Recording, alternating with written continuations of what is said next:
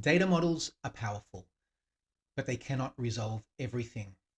And this is especially the case when the values, the timing, and the consequences of the data often intersect.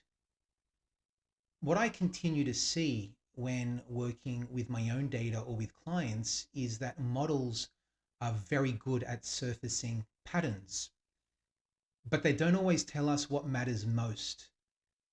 So when trade offs appear, and we know they will, someone needs to make a decision on that trade off.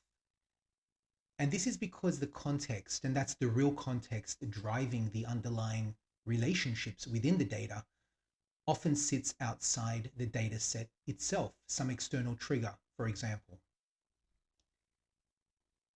And over time, what we continue to see is that individuals who use the data start to build up a sense of confidence because intuitively they've been using that data for an extended period. So there is a level of comfort.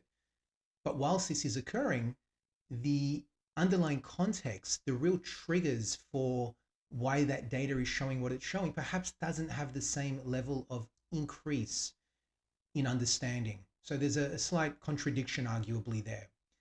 But really, at the end of it, what that means is that the final decision, the final judgment, ultimately rests on individual accountability. Someone must be accountable for a decision.